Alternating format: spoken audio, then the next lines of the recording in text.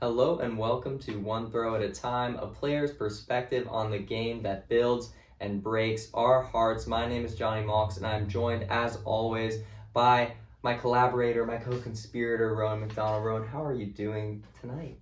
I'm doing fantastic. Of course, third chair here for a special guest later on, but I'm doing wonderful myself. Congratulations. Jonny and I are both top 10 finishers at the US Open this past weekend. Congratulations to both of us. Rowan, I mean, it's the elephant in the room. It was such a sad experience not playing by your side this weekend, and such kind of a surreal experience playing against you. Not to the point of like having to guard you or anything. We were both playing on our respective O-lines for truck stop and dig, but it still was just so strange seeing you out there in a different colored jersey, different teammates around you. Regardless of the results, how'd you feel about the weekend? How was it playing with a new group of folks? Yeah, it was completely new. I hadn't been to any practices yet, and just a couple weeks ago, I decided the original plan was to meet them in September after Worlds wrapped up, so I can kind of really keep my focus here with the Breeze and on Team USA. They were super nice, and we said, okay, we'll dive into September and go all in from there. But my body was feeling great, and I called Jake and the captains a little bit before the tournament and said, hey, I think I can play. I want to come. So I dove in, and I just remember vividly, literally walking into the team for the first time. It was in the morning. It was Friday. Tournament started on a Friday. So I rolled up with my car, and then there's 25 new faces. And it was all right, here we go. And yeah, I think just overall, the major takeaway, there's a million takeaways, but each team is super unique, right? It's what makes Club Ultimate special. And for me, I was just really trying to find what makes kind of Dig unique. What are the jokes? What are the vibes? Who are the friend groups? And yeah, overall, they are extremely young and very fun and energetic, which I think is going to be our superpower down the stretch. But yeah, they were wrestling. Let me tell one story. Go for it. This is a little not surprising, but they were in the pool on one night, and this is much love. We were all. I'm on the team. I'm part of it. I was even playing some pool games. But once I jumped out, there was a pool game, Sharks and Minnows. But to tag the person coming across, you had to hold them underwater until they tapped out. Wow. And they're tough. I think Saul was underwater for 45 seconds at one point. He wouldn't surrender. And then he came up. He was breathing. I think Orion had to take 30 minutes after the game because he couldn't catch his breath. And I'm just standing here woo, this is a fun group. And that is the takeaway from the weekend. I had so much fun off the field. On the field, had some growing pains. The O-line never played together. We weren't holding at, truck stops, conversion percentage, but that stuff's all fun to figure out. And yeah, that was here's my new team moment, and I'm super happy to be part of it. That's very exciting. Yeah, I mean, it is very important to obviously find flow on the field, but in order to make the experiences hopefully palatable, but even a step beyond that, exciting and fun for all of the grueling travel and the sort of elements that are very logistic intensive and maybe not the most fun. It's so important to have those moments as a team in between where you can just be joyful and get to know one another. And I do find that the relationships that on truck stop now that I almost take for granted at some moments are so special, being able to just walk into a hotel room and be I know these people probably better than I'll know most people in my life ever, and that's just such a special experience to engage with anew. So I'm glad you had that. And it was a little bit different because obviously looking forward to knowing them a little bit better, but playing on a truck stop 8 years, it's you have really deep friendships where I could just talk about some crazy stuff and go into a hotel room and we could just talk with you, Christian, Troy, all the boys. So yeah, I don't think I had that, which is totally fine, super early, but it was definitely something that I was that would be, I'm excited to look forward to that. I think I have it a little bit with cricket because we a little bit older than the other guys, and we go back. But yeah, not having such like a vertical, like profound connection with a few people wasn't a challenge, but it was overcome with a lot of laughs and smiles about like how extremely crazy this group is. But how was the flip side of the coin? How was the tournament for the old boys truck stop? It was good. Our first tournament, so on day one we were definitely doing like first tournament type stuff. Kind of some growing pains, getting to know just that feeling of being in season and figuring out what it looks like for us to play the standard of Ultimate that we know we can. So I think that was in pool play something that we took a lot away from in terms of learnings. Mostly just based on mentality, I think. Obviously, the muscle memory and a lot of the chemistry is there from crossover with the Breeze season, but I just think a lot of the mentality regarding, like, what does it feel like to play a hard-fought offensive point? What does it feel like to, you know, when the D-line gets that turn, like, walk the disc into the end zone?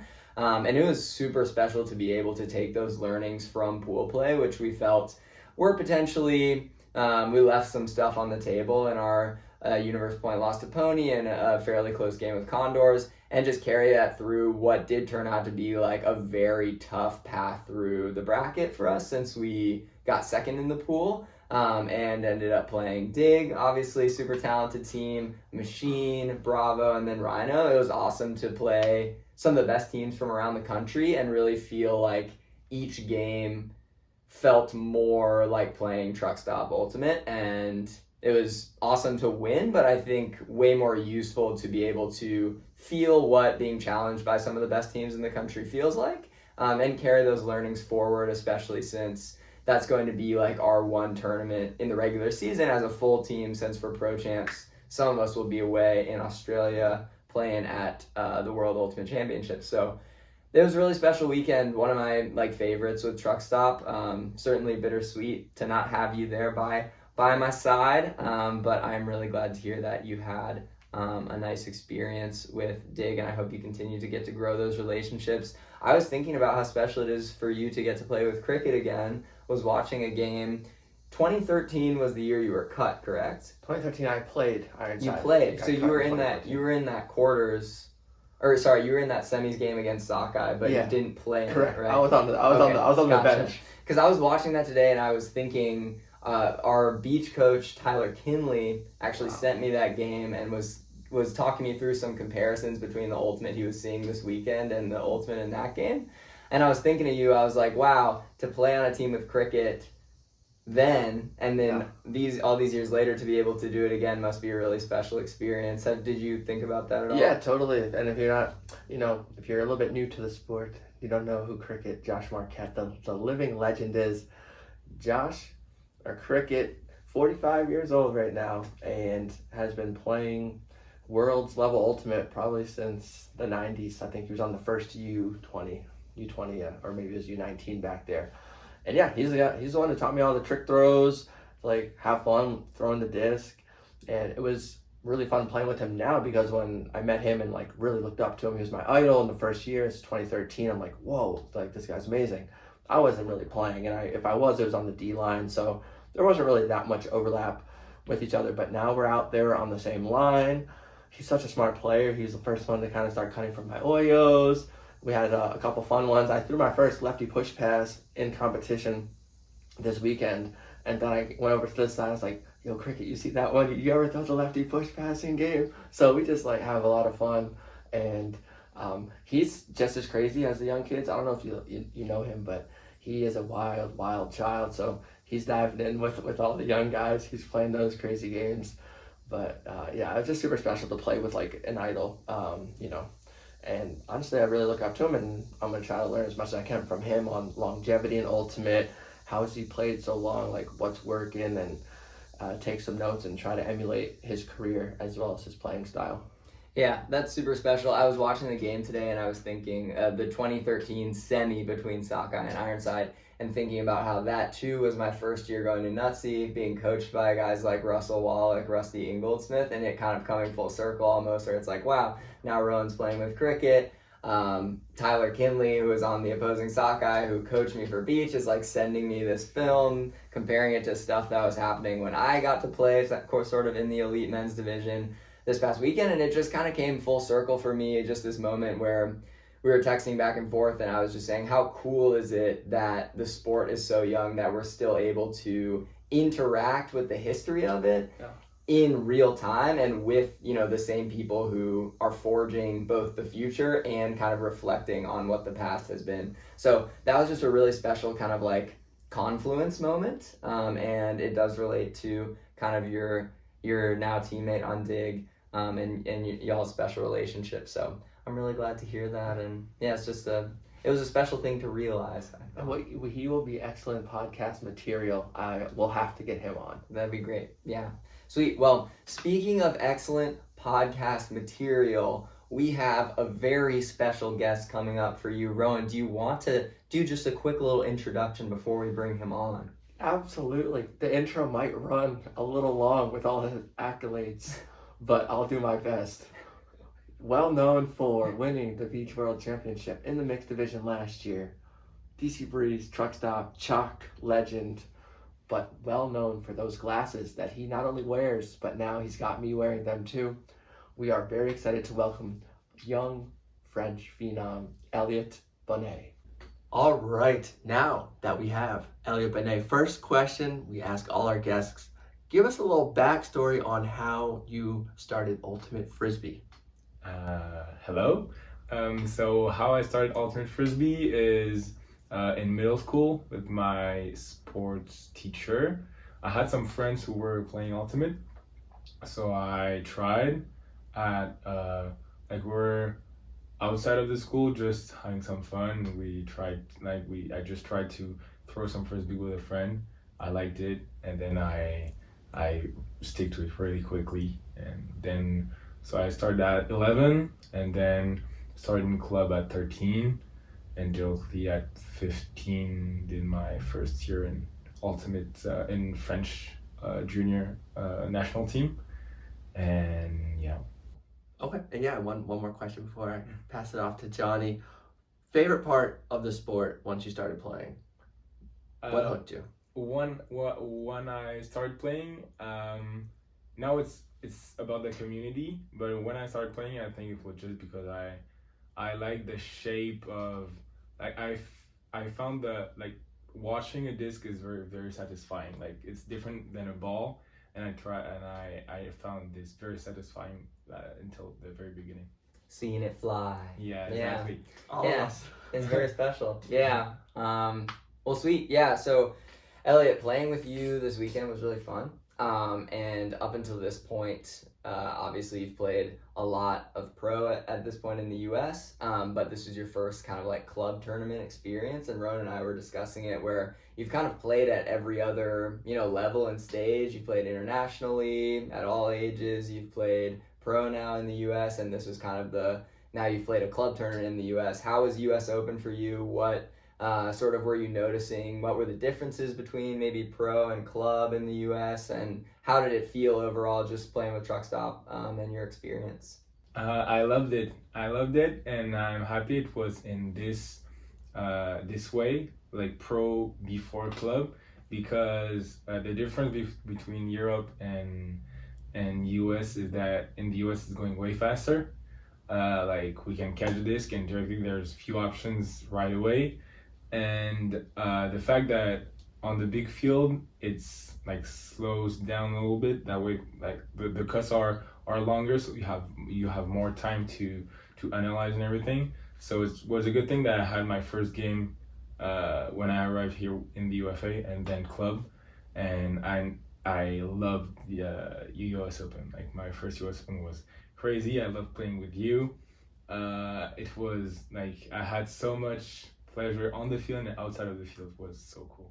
Yeah, it was super fun, and it's the kind of thing that, like, I was talking to Rowan earlier about kind of the growing pains on day one versus the other 2 and 3, where it was like, it felt like just throughout the tournament we were all learning and kind of adjusting to that, you know, different field size, it being the same speed but in a lot smaller of a space, right? And so those opportunities come and go. So I think that's Definitely something that I can empathize with.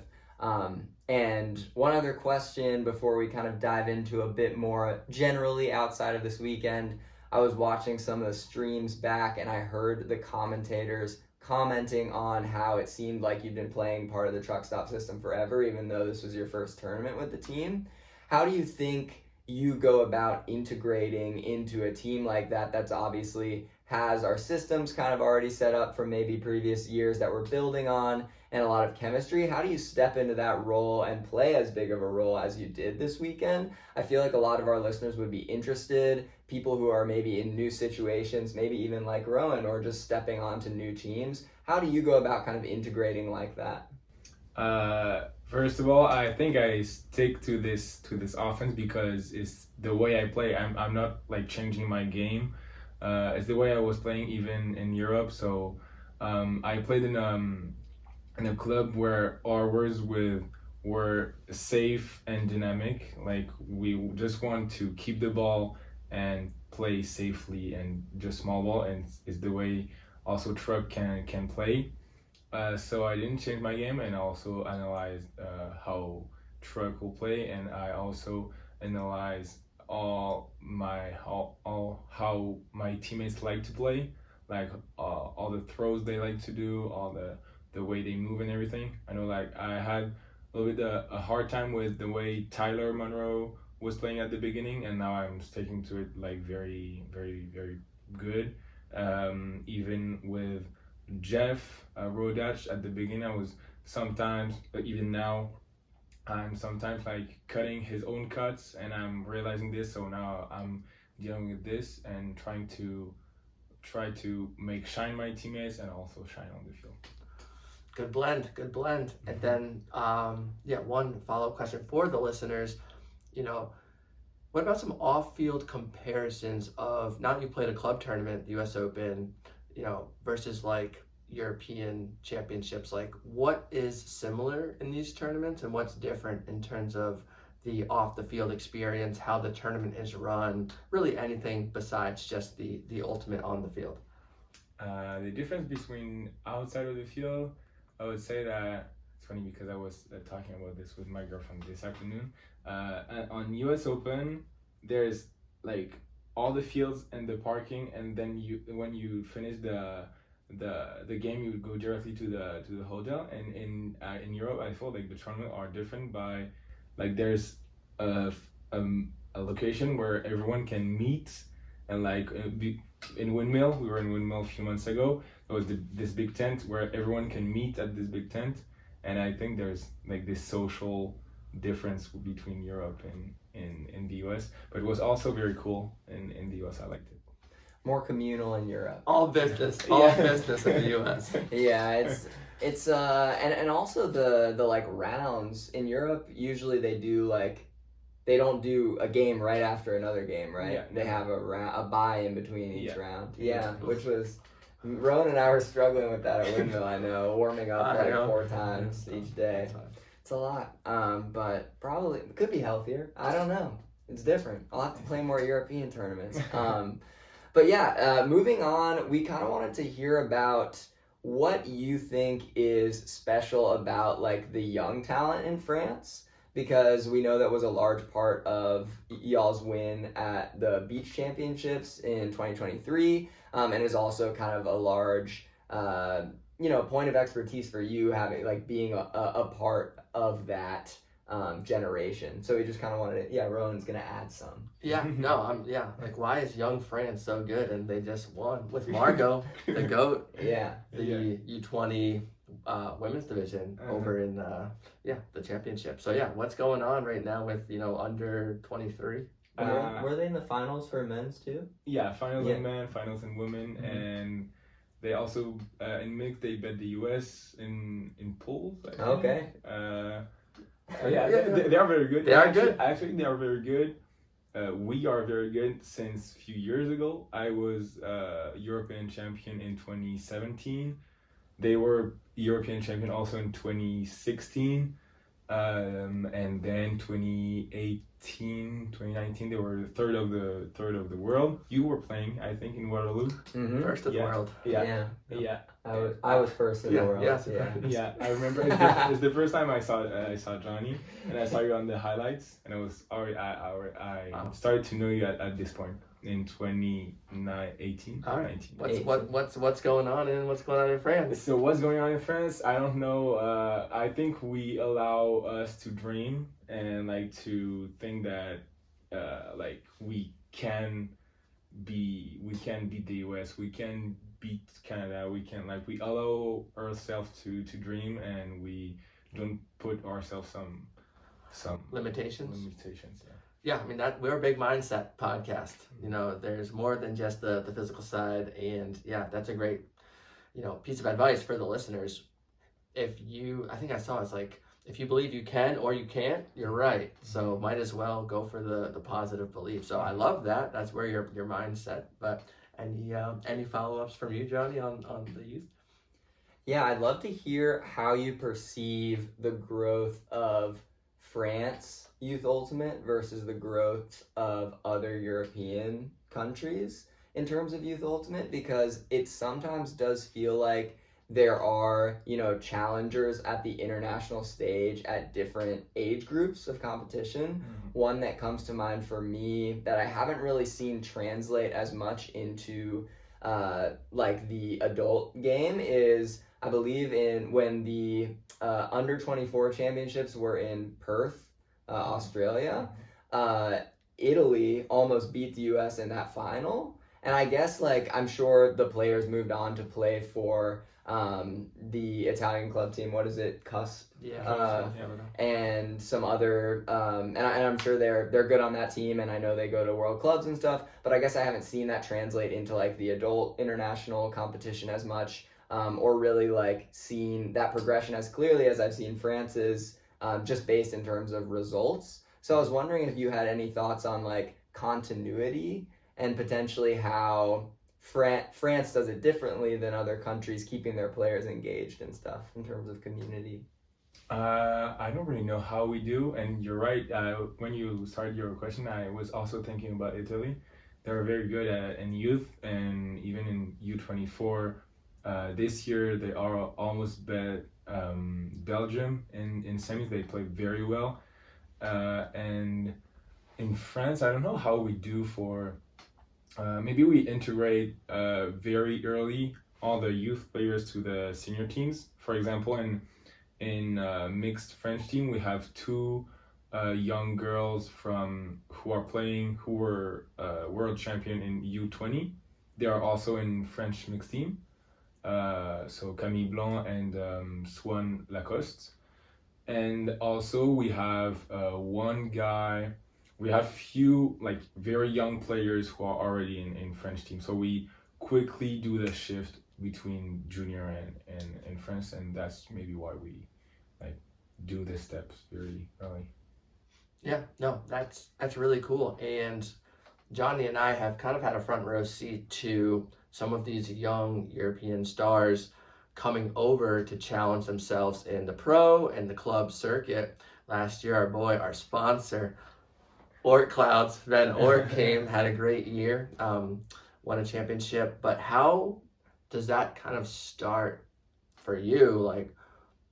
When did you know you wanted to come try your hand here? How is it possible? What are the challenges?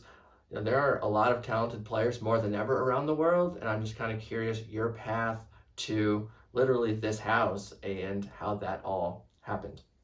It started in 2019 when Steph Bonneau, who was a coach from Montreal Royal, he asked me to come in Montreal. So at this point I was starting to dream about the US, but I was only 17. So, and I didn't finish my high school. I didn't start studying and everything. So I started dreaming about this. I was like, okay, maybe I could do it. But I went to study before in France and then go to the US. And so I studied sports science and everything. And then it happened even earlier than I thought, because directly in Los Angeles, and we were talking about this with Musa in US Open. So I went to you asking your jersey and everything, and then you didn't had it because of the story with Thomas Edmonds and everything. And it's funny because if you had your jersey at this moment, because maybe we could just trade our jersey, and I would just left, and I would not be here. So thank you, Thomas, to forgot your jersey. Sure. And so funny, we just swap our numbers, and I talked with Lauren, I talked with you, I talked with AJ and everything, and I came here, but it happened way earlier than I thought because I wanted to come here.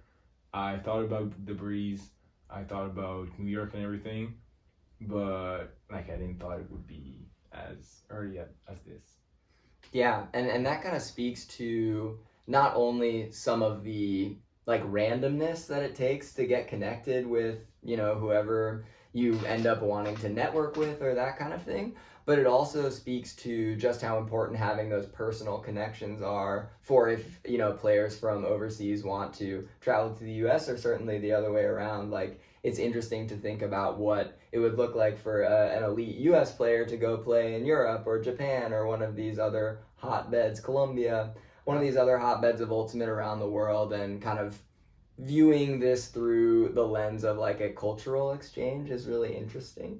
And I was interested to hear a little bit more, Elliot, about when we first met you face to face at the World Beach Ultimate Championships in Huntington Beach. That was an experience that I'll never forget. I don't know how potentially inebriated people were, but I will say the first time that I saw you, didn't like get to meet you or anything, but saw you on a stream, I was like, wow, really special player. You were like leading the team, and you were only what, 21, 22? 20? Yeah, that's why we gotta ask the story about Chris. Right, of course. Okay, well, 20. I was 21 in November. Wow. So super young and playing with such confidence. We'll get into kind of the backstory of us actually meeting one night, but I would love to hear a little bit about like how you view, just generally, how you view like confidence and your mental game in Ultimate, because it's one of the stronger ones I've seen in a younger player. And certainly not one that I had when I was your age. So I'd love to hear a little bit about how you approach, whether that is, you know, training for the game and that's what gives you confidence, or how you approach like a game day and what you're thinking about, what's going through your head, since that's something Rowan and I are really interested in. I prepare myself mentally also. So we have a few mental preparators with the French team, and I followed them a little bit. And I also informed myself by myself, like on YouTube, on buying a book about this and everything. And I have all my routine just before the points. If I'm starting a O point or a D point, I have my routine just before. And so yeah, it helps me a lot.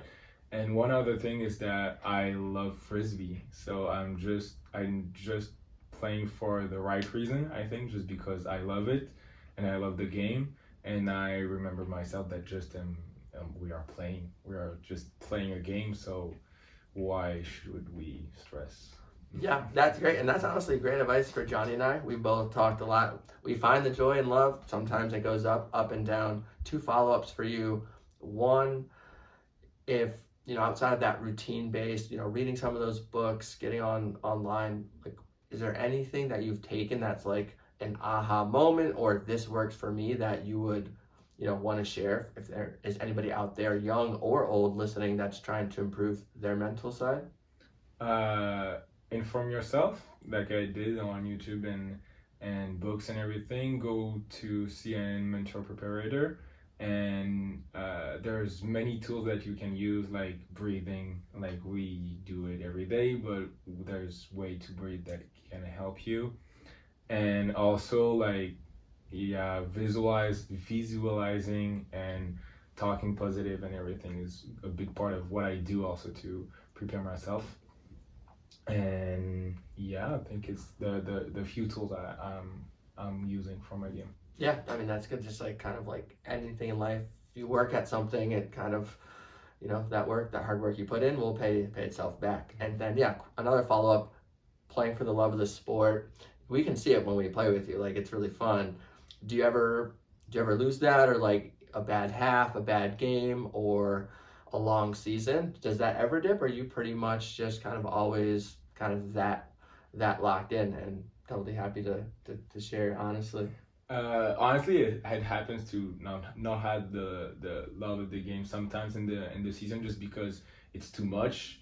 And so for this, I make sure I have something outside of Ultimate to talk about, something else of Ultimate. Could be with Frisbee players. I just talking about something else, and having some friends also outside of Ultimate. One of my best friends is outside of Ultimate, and I love it because I can just like escape sometimes, because I'm passionate about this sport. It's my passion, but sometimes I love to get out of it and have some break in the season, like in the off season. Just have few weeks, few days, if you can't hold it a few weeks, but have some days without thinking about it, and that helps me a lot to come back in and have the love of the sport. Yeah, that's a really good point. One thing that I often think about is how sometimes preparing for the sport is taking time away or finding space for yourself.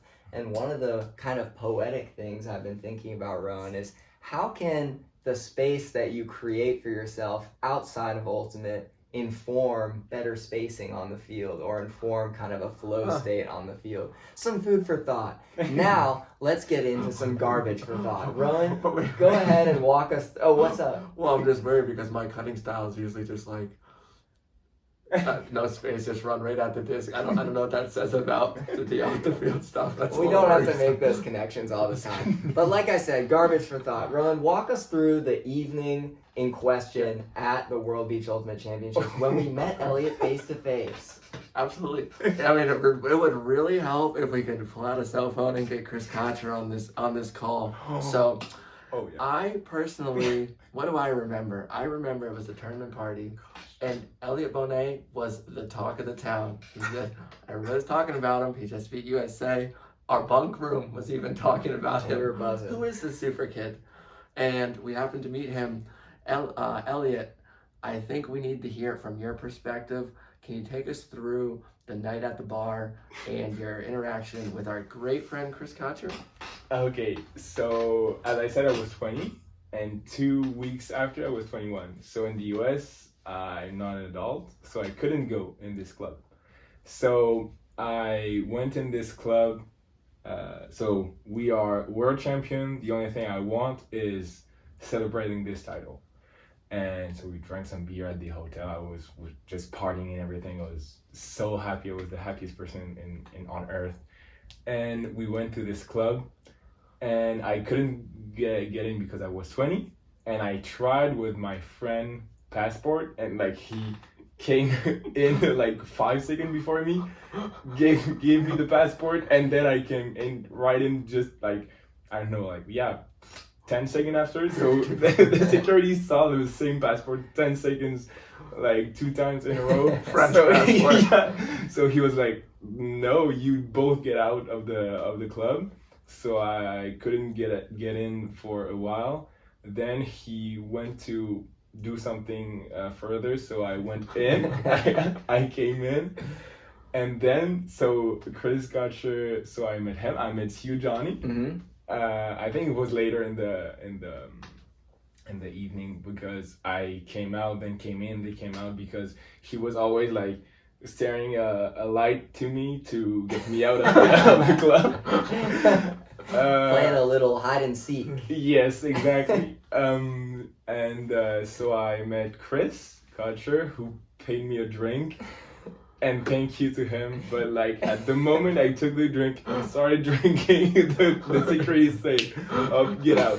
I'm like, no. Did you finish the drink? No, I didn't finish. I even just take a sip and then get out. And then I was just crying by myself outside of this club because I couldn't party, and it was very hard. And I was very drunk.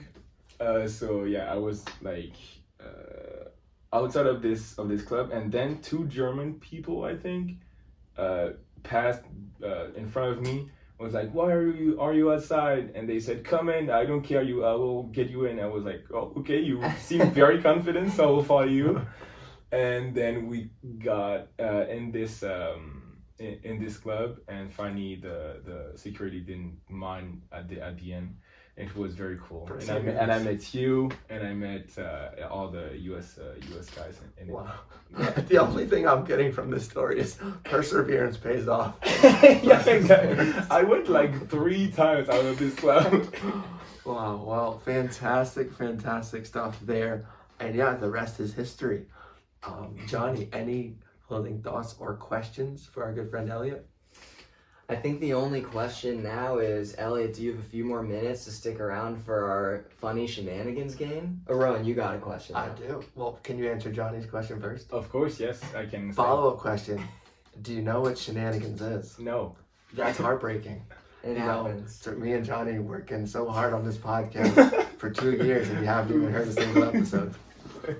It's truly sad. Well, it's going to be a rip-roaring introduction to what Shenanigans is. Elliot, do you have your cellular device on you? Do you have your phone? Yes, I have. Okay, perfect.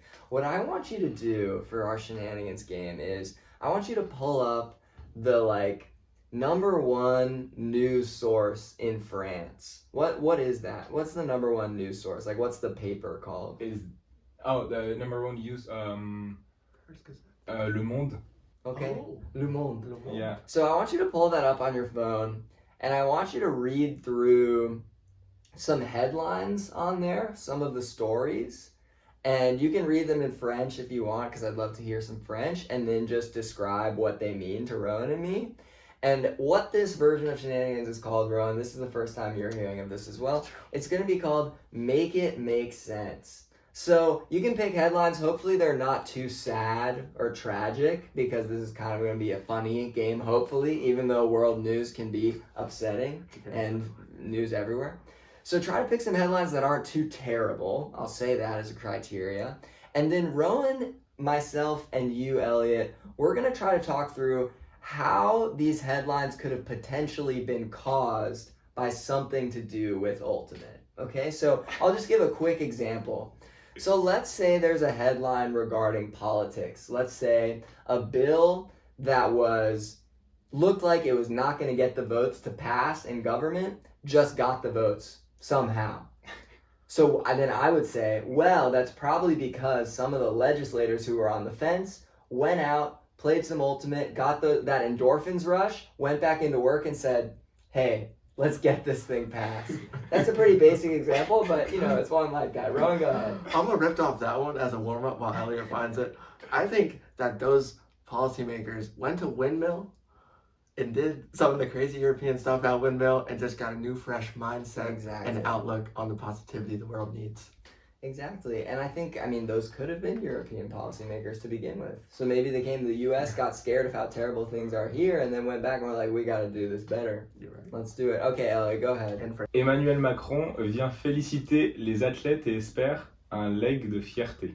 Vendredi, just read the title? Or yeah, just the title. Just the title. So Emmanuel Macron, the president, came to cheer all the athletes in Paris 2024 and hope a leg of proudness. I don't know what it means. Well, it's the most medals France has won. What? Yeah. First time the France won that much medals. That's awesome. Since 2008. Wow, we haven't even talked about the Olympics. This is something I could talk for hours. This is our chance. This is our chance. What happened in Ultimate That's that true. made President Macron? Happened in Ultimate that made President Macron go and celebrate the athletes who were not playing Ultimate? What do we think? You got any ideas? I'll just throw it out there right now. Okay. Some kind of, because in Europe they're very artsy. Lots of people who like art. And lots of people doing installations and all this stuff.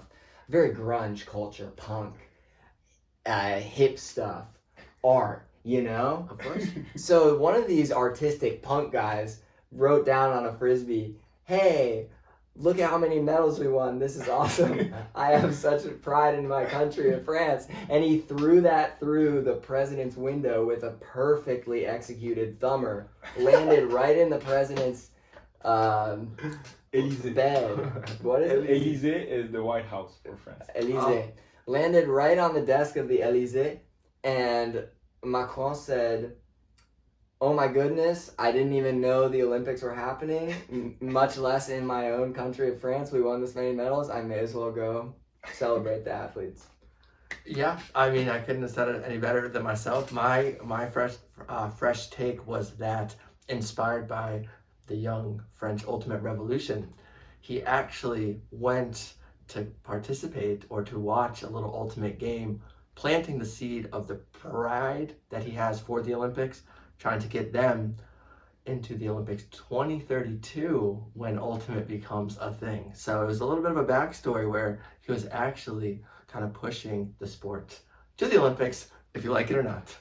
Elliot, any reason that you can think? I would say that Macron is the youngest president of all time, and he wanted to learn something hype about any sport, and he learned about the existence of ultimate, and he was like, wow, this is a cool sport and it should be in the Olympics, and it's not actually, and he remembered it's the Olympics right now. So he went to Teddy Riner, who the third time he's an Olympic judo Olympic champion, so he went to cheer him and all the other athletes. What do you think of the fact that they have to swim through the Seine? Kind of gross, right? I would never swim in the sand. Like it's horrible. Yeah, I saw them swimming by a barge to avoid the current. They were swimming like right next to this dirty looking barge. It looked pretty sad. Johnny, would you swim in there for a medal? Of course. Absolutely. So, what are they complaining I would about? swim in Get there in the for a river, medal. get in the river. I would also swim in there because it's so sick that they can like go from swimming in there to like running around the city. Like watching the bike races and the running races throughout the city is so beautiful. And seeing like the beach volleyball right under the Eiffel Tower. It's all like, it's scenes that as an athlete just get me so excited about like competing at these big events, because when they're done right, they're just so special and I'm sure make the memories of a lifetime. So Elliot, as our French ambassador, I just want to thank you on behalf of the world. Thank you. All right, that's good. It's a wrap.